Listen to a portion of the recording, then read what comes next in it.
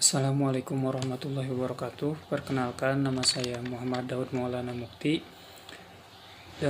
dari kelas B1 dengan NPM 10220062. Dalam video kali ini saya akan menjelaskan tentang laporan arus kas.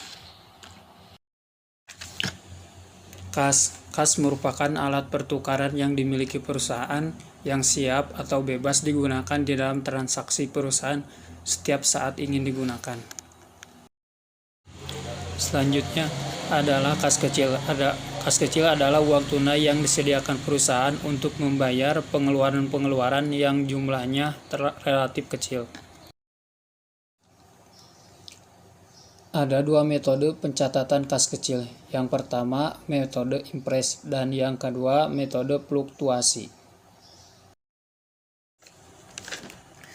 Metode pencatatan kas kecil menggunakan metode impres adalah suatu metode pengisian dan pengendalian kas kecil di mana jumlah kas kecil selalu tetap dari waktu ke waktu.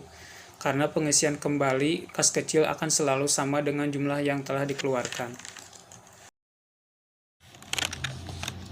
Selanjutnya, metode pencatatan kas kecil menggunakan metode fluktuasi adalah suatu metode pencatatan dan pengendalian kas kecil di mana jumlah kas kecil akan selalu berubah-ubah karena pengisian kembali kas kecil selalu sama dari waktu ke waktu. Selanjutnya, laporan arus kas. Laporan arus kas adalah suatu laporan tentang aktivitas penerimaan dan pengeluaran kas perusahaan di dalam suatu periode tertentu, beserta penjelasan tentang sumber-sumber penerimaan dan pengeluaran kas tersebut. Manfaat laporan arus kas. Yang pertama, laporan penerimaan kas, pembayaran kas, dan perubahan bersih pada kas yang dihasilkan dari aktivitas operasi pendanaan dalam suatu periode. Yang kedua, memberikan informasi yang memungkinkan para pengguna untuk mengevaluasi perubahan dalam aset bersih entitas, struktur keuangan, dan kemampuan mempengaruhi jumlah serta waktu arus kas dalam rangka penyesuaian terhadap keadaan peluang yang berubah. Yang ketiga, menilai entitas dalam menghasilkan kas dan setara kas dan memungkinkan para pengguna mengembangkan untuk menilai dan membandingkan nilai sekarang dan masa depan. Selanjutnya, penyajian laporan arus kas. Yang pertama, secara umum, proses penyajian laporan arus kas dapat dilakukan dalam 5 langkah, yaitu yang pertama, menentukan saldo awal, dan yang kedua, menghitung aktivitas arus kas dari kegiatan operasional, dan yang ketiga, menghitung aktivitas arus kas dari investasi, yang keempat, menghitung aktivitas arus kas dari pembiayaan, dan yang terakhir, menentukan saldo akhir. Selanjutnya, sumber arus kas memiliki 3 aktivitas. Yang pertama, aktivitas operasi, dan yang kedua, aktivitas investasi, dan yang terakhir, aktivitas pembiayaan. Sumber arus kas yang pertama yaitu aktivitas operasi. Aktivitas operasi adalah penghasilan utama pendapatan entitas dan aktivitas yang bukan merupakan aktivitas investasi dan pendanaan, yaitu berbagai aktivitas yang berkaitan dengan upaya perusahaan untuk menghasilkan produk perusahaan sekaligus semua upaya yang terkait dengan upaya menjual produk tersebut. Aktivitas operasi ada 2 aktivitas. Yang pertama yaitu kas masuk dan kas keluar. Dalam kas masuk ada penerimaan dari penjualan, dan ada penagihan piutang, juga pendapatan bunga, dan pendapatan dividen. Dalam aktivitas operasi ada kas keluar. Kas keluar ada pembayaran persediaan, pembayaran bunga, pembayaran gaji, dan pembayaran sewa. Sumber arus kas kedua yaitu aktivitas investasi. Aktivitas investasi adalah berbagai aktivitas yang berkaitan dengan pembelian dan penjualan harta perusahaan yang dapat menjadi sumber pendapatan perusahaan. Aktivitas investasi dalam kas masuk ada aktivitas penjualan tanah, penjualan sekuritas, dan pengumpulan pokok pinjaman.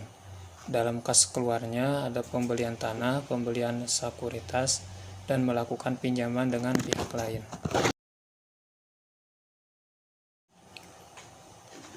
Sumber arus kas ketiga yaitu aktivitas keuangan atau pendanaan. Aktivitas pendanaan adalah aktivitas yang mengakibatkan perubahan dalam jumlah serta kontribusi modal dan pinjaman entitas. Semua aktivitas yang berkaitan dengan upaya untuk mendukung operasi perusahaan dengan menyediakan kebutuhan dana dari berbagai sumber daya beserta konsekuensinya.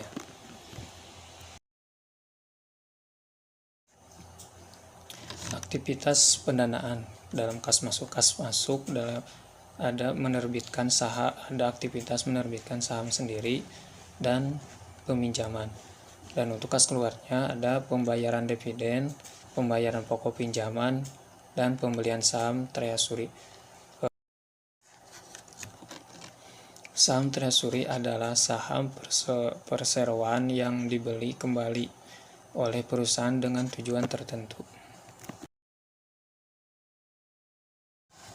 Selanjutnya, pola arus kas.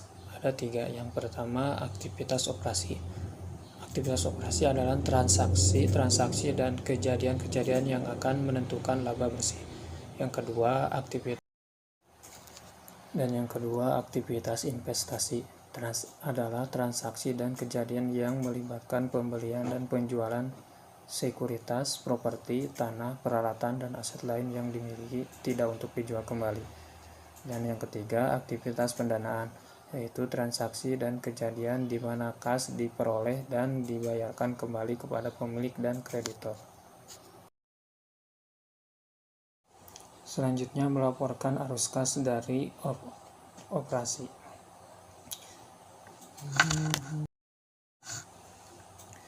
Yang pertama, metode langsung. Metode langsung adalah metode yang melaporkan arus kas bersih dari operasi yang menunjukkan penerimaan dan pengeluaran kas untuk periode tertentu.